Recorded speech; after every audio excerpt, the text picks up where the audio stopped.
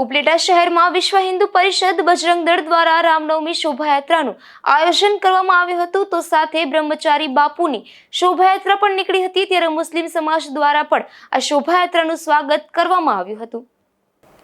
આ શોભાયાત્રાનું પ્રસ્થાન ત્રિલોકનાથ મહાદેવ મંદિર ખાતેથી કરવામાં આવ્યું હતું જેમાં મોટી સંખ્યામાં ભાઈઓ તથા બહેનો જોડાયા હતા અને વિવિધ સમાજના આગેવાનો દ્વારા શોભાયાત્રાનું ઠેર ઠેર સ્વાગત કરવામાં આવ્યું હતું।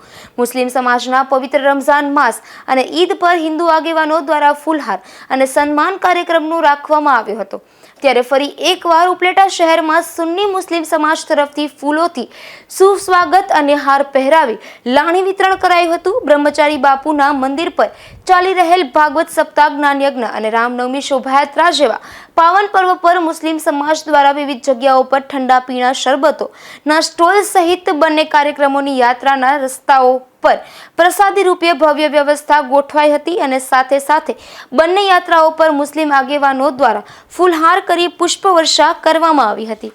પિન્ટુભાઈ વસવેલિયા, બજરંગ દળ સંયોજક, ઉપલેટા પ્રખંડ। રામ જન્મોત્સવની યાત્રા ત્રિલોકનાથ મંદિરેથી પ્રારંભ કરેલી અમે ત્યાંથી બાપુના બાબલા ચોક, સોની બજાર અને બડા બજરંગ મંદિરે છેલ્લે મહાઆરતી કરેલી અમે અને બાપુના બાબલા ચોકની અંદર સેલ્ફી પોઈન્ટ બનાવેલો, રામ ભગવાન, હનુમાનજી મહારાજ એવા કટઆઉટ મૂકેલા છે અને શોભાયાત્રામાં ભારી સંખ્યામાં ભક્તો જોડાયા। મહાઆરતીની અંદરમાં પણ ભારી સંખ્યામાં ભક્તો જોડાયા હતા। તેથી કરીને હું સૌનો આભાર માનું છું અને ઉપલેટા પ્રખંડમાંથી હું સૌનો આભાર માનું છું। પોલીસ તંત્ર સર્વે અમારી સાથે રહી અને ખૂબ સારી સેવા બજાવી છે તેથી હું પોલીસ તંત્રનો પણ આભાર માનું છું।